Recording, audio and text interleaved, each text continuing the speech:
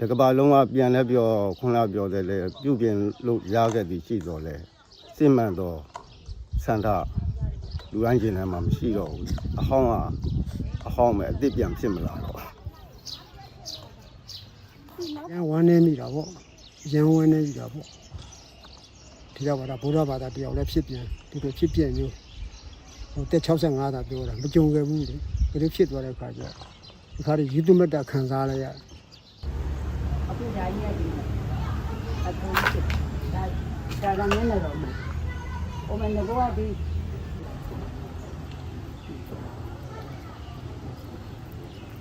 ဖြစ်သေးတယ်နာပေါ့ကွယ်မူလကတော့မဖြစ်တော့ပါဘူး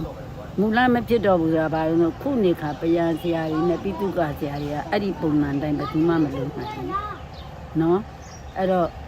ဖြစ်တော့ဖြစ်သေးတယ်နာပဲကိုဖျားပုံမှန်တိုင်းကတော့မဖြစ်လာတော့ဘူးဆိုတာလည်းအမေကြီးသိဘယ်လိုမျိုးပြည့်စုံကြညာဒီသုံးပါဘူးကြံကြပြည့်တယ်ဒီပြည့်ဘာနာနေရခုလိုအဲ့ဆက်မလို့ရပြီတယောက်ဆိုဘူးမရမစားဘူး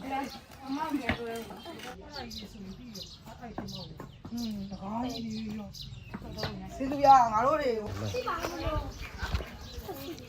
ကအကုန်နေသေအောင်လောက်မားမယ်အုံတုံးကြီးကဒီအထက်ဟွာနေပြီးတော့